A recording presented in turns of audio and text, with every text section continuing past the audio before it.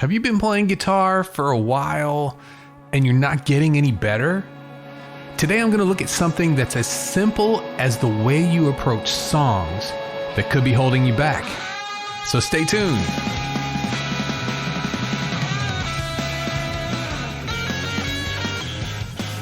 Hello and welcome, friends, to episode 151 of the Play Guitar Podcast. I'm Lee, and this is the podcast that's determined to make you a better guitar player.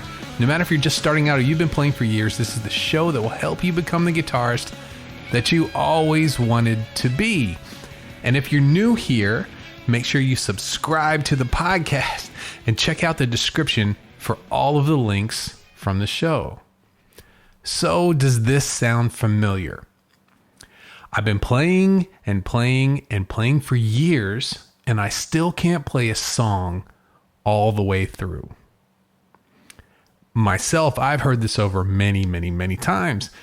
This is what I mean when I talk about being stuck in the mud.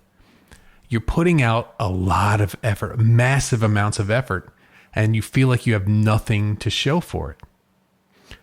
We all love the flashy parts of the songs, and we all want to learn how to play them. But today I'm going to tell you that that's not where the gold is. The success is in the very things that you're most likely skipping over. And today I'm going to help define that problem and break down the value of learning songs. And then make sure you hang out till the end, where I give you my 3-part system for learning songs that will get you out of the career beginner rut. Career beginner, what's that? What is a career beginner? The term career beginner is something that I've been putting a spotlight on for a while now. It's the player who's been playing for a very long time, but still hasn't progressed to a place where they feel comfortable playing guitar for other people. And one of the things that I see in many of these players is having a problem with focus. They seem to always be skipping ahead to work on the good stuff. And then they start to feel down because they don't understand why they're not improving. They're just getting by with the few things that they are comfortable playing and rarely taking the time to fully understand what they're trying to do. And it's frustrating. And it's something that should sound familiar to you. It sounds familiar to me, to a lot of guitar players. It happens to all of us at one point. But the problem is some people get past this and some don't. And we're helping the ones who don't. And so a player who plays the same easy, comfortable thing over and over again and still expects to get better is in a bad place. So I want you to listen to me really close. If any of this sounds familiar to you, it doesn't work that way. Here's the trick.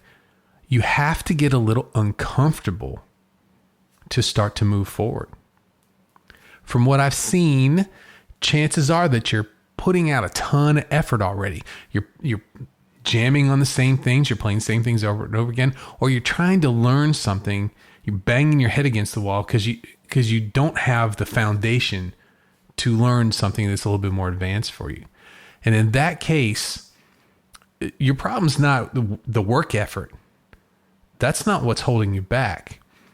You're just directing your effort to the wrong place. So why does this happen? It could be as simple as you just don't know what to do.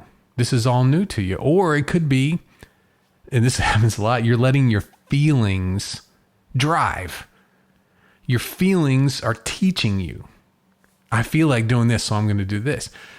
So how you're feeling that day decides your path on a guitar.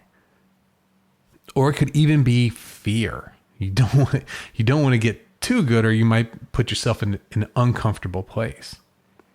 If you're a career beginner, here it is. Here's the number one thing that you could do right now in seconds to improve your playing. And that's get real. You need to realize that what you're doing is not working. And you need a new path. Once you do that, things start moving pretty fast. And that path starts with songs. Playing songs. Songs to the musician our currency. Songs are valuable. Everything revolves around the song. I find a lot of career beginners, they can't play full songs. It's very common. And they avoid the repetitive part. They avoid anything that's repetitive. Right there's the problem. That's where it lies. Repetition is the glue that holds you and your audience together.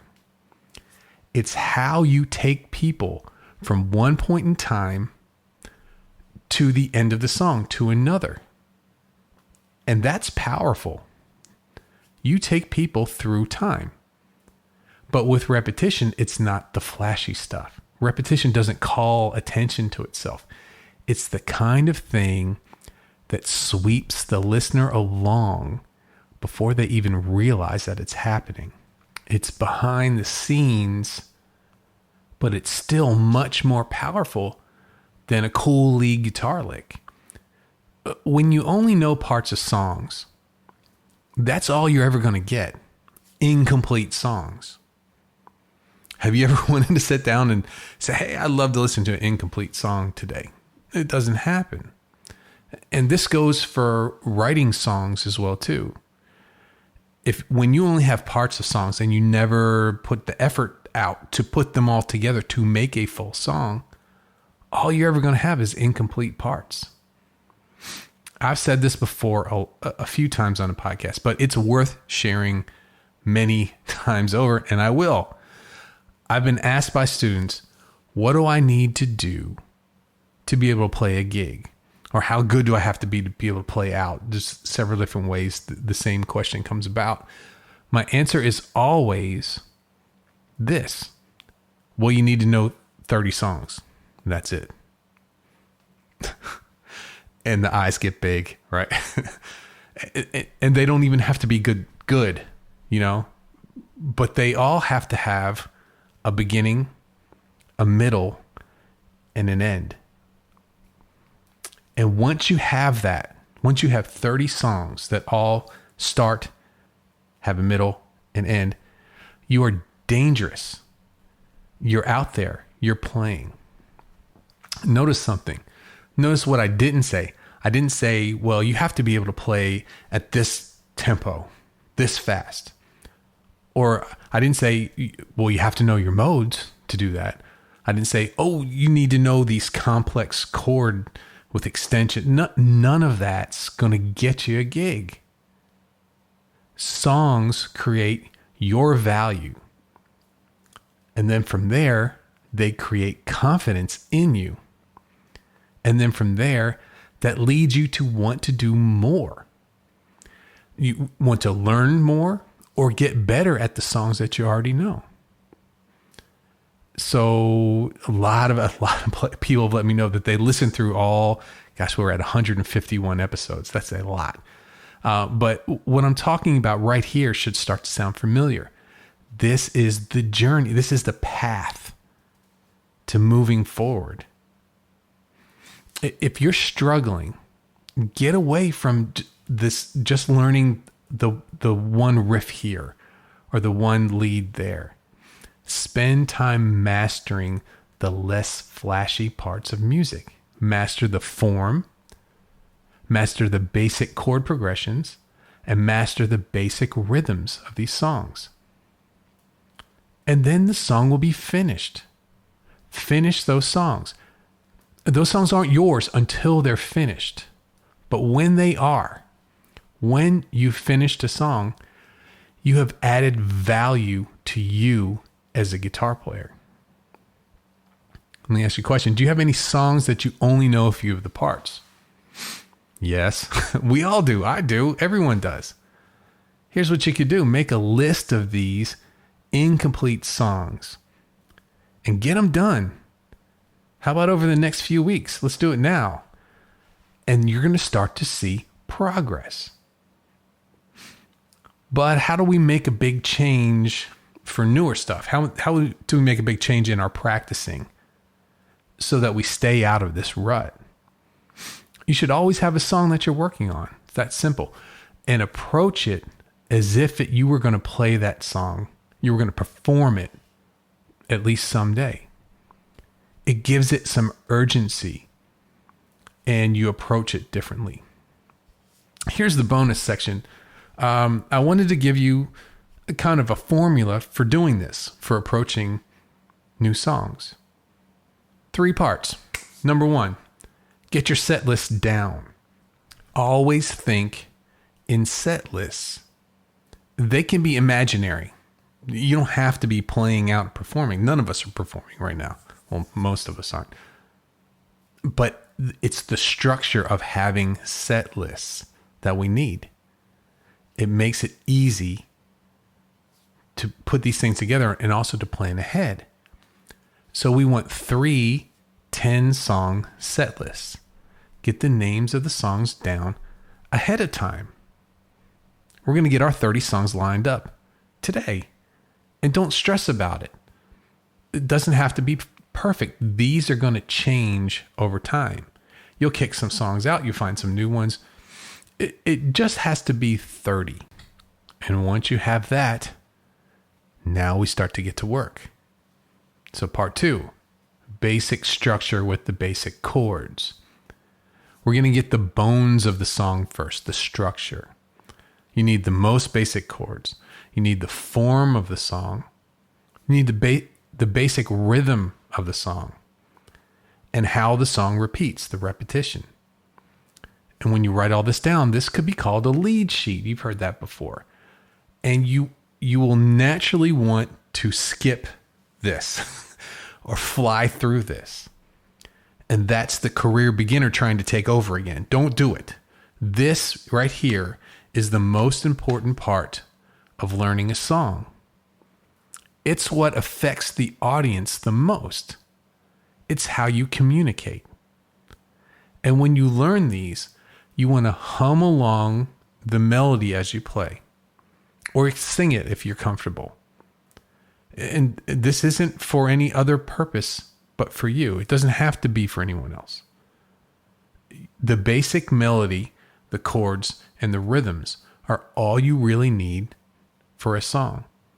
And once you blend those together, it's ready for the last stage.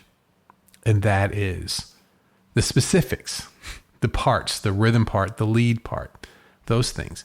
Once you have your basic structure with basic chords down and memorized, we'll refine the parts. And notice where this comes in. This is step 3. This is the last step. And this is completely opposite from how the career beginner in us would work on a song. But in doing things in this order, you go into learning a new part differently. This time, you already have the knowledge of how the song is built. It's going to be easier to see where the chords came from. It's going to be easier to see where the scales come from, how the licks fit the chords, and how they relate to that part of the song. You're coming into learning this new part with an advantage this way. Do you see? So understanding the pitfalls of the career beginner, which was our first part, and then knowing the value of songs, so we spent some time on, and then this last part, having a solid approach to learning new songs. Can you see that we're getting somewhere with this? It's very exciting. It's simple, but sometimes, like I said, you could be putting your efforts in the wrong direction.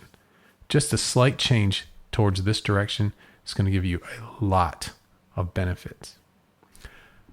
Okay, so before I go, another thing I've found to be very common with career beginners, it's the struggle to play chords without those buzzes or muted notes.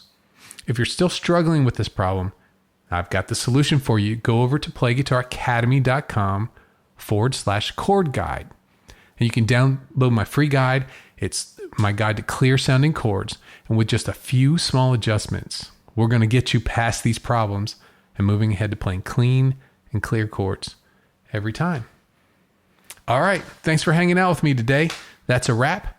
Thanks for joining me for the Play Guitar podcast. Make sure to hit the button below to subscribe to the show. And if you're watching on YouTube, hit the notification bell so you can get all of my content as soon as it comes out. For more episodes, lessons, and ways to get involved with the community, visit playguitaracademy.com. Thanks again, and I will see you on the next episode.